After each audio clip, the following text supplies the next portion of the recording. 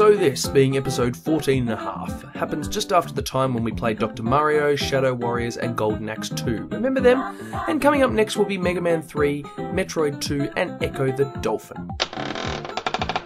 Wow, I sure skipped a lot of games here, didn't I? Better get going then.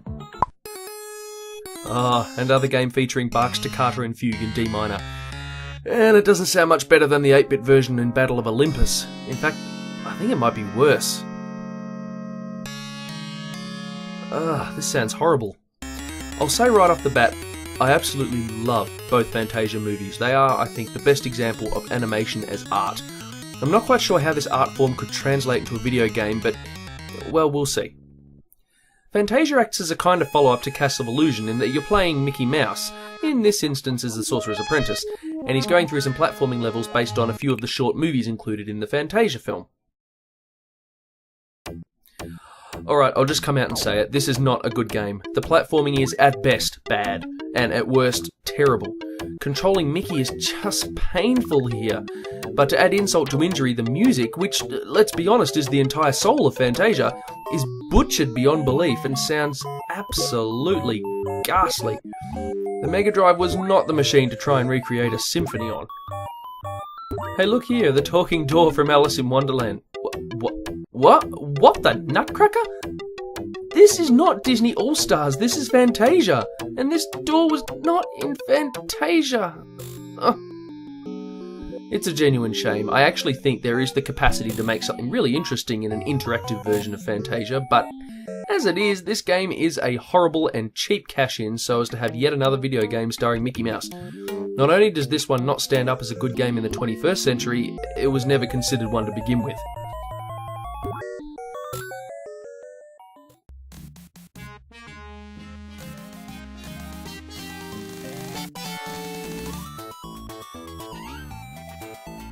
Now this is more like it.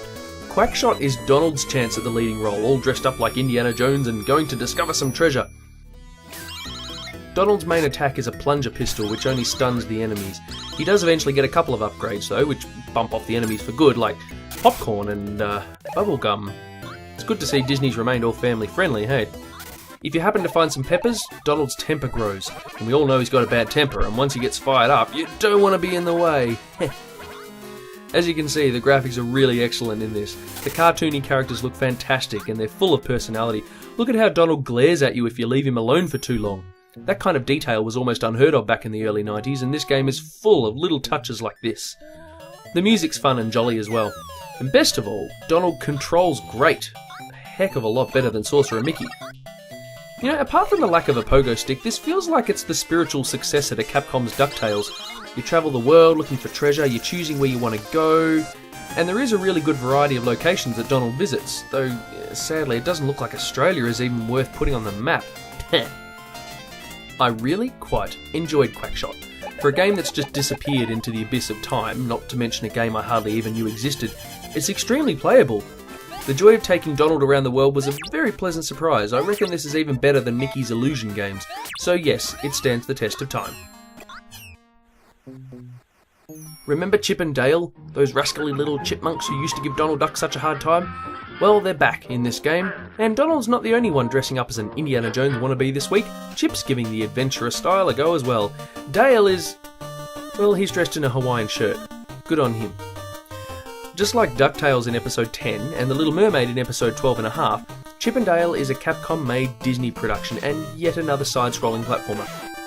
Chip and Dale control identically, and you can choose which one you want to play as right from the outset, but the real gimmick in this game is that you can have two players working through the game together simultaneously, so gamers with friends or siblings didn't have to play alone. Hooray for socialisation! For their tiny size, Chip and Dale can jump very high, and while the controls are pretty precise, I found that they took a bit of getting used to. The little chipmunks don't seem to have any kind of momentum, so you have to be very careful that you don't overshoot or undershoot your jumping. A funny little quirk in this game is that because Chip and Dale are so small, everything is big, although I have no idea where these tiny tennis-playing midget kangaroos came from. This isn't as mind-numbingly easy as The Little Mermaid, but it's still up there in the easy end of the spectrum. No. Especially with two players, the game shouldn't take very long to complete. I mean, have a look at this map screen, you don't even have to play every level. The bosses are all really easy and basically only have one tactic throughout the entire game. Look, Chip and Dale is decent. There's a few clever little obstacles, but the levels all seem fairly bland and not very interesting. And after a whole lot of repetitive box tossing, you get to the end and you say, oh, is that it? The level design and the overall gameplay aren't as good as DuckTales. I'd say it stands if you're playing it with a mate, but it probably doesn't if you're only playing one player.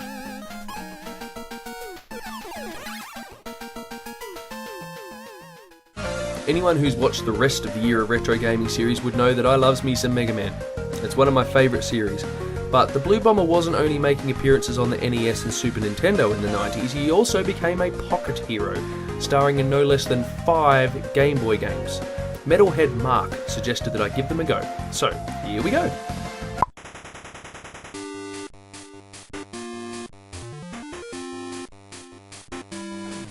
Have a look at this, it's a pretty good recreation of the console version's graphics, but Mega Man is now huge in relation to the rest of the screen, so the whole game feels a bit claustrophobic.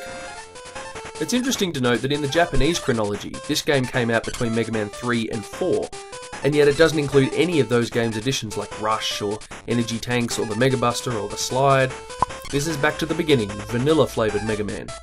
Although it does have passwords, which is a blessing. And check out this slightly awesome and slightly creepy look at Mega Man's insides. Never seen that before. The first stage select screen only has 4 bosses. Poor Gutsman and Bombman got the chop.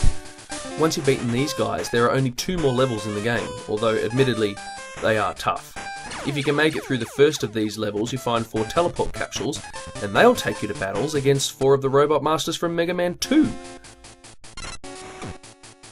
After getting rid of these guys, you face Enka, the only original character in this game. He's kind of like a golden Mega Man with a spear. There is 0 story here, just a strange mishmash of previous bosses and remixed levels, and of course, Dr. Wily. Overall, it's a pretty good approximation of a Mega Man game. I can imagine back in '91 it would have been awesome to take Mega Man on the go, even though this is clearly a watered down version. The game is very difficult due to the cramped graphics, and it can often be stupidly unfair, but it's still one of the more playable Game Boy platformers. I'll say it sits, because there's really no reason these days to play this game over its countless console brothers. That's it then. I'll be back another time, so happy gaming everyone, and peace out.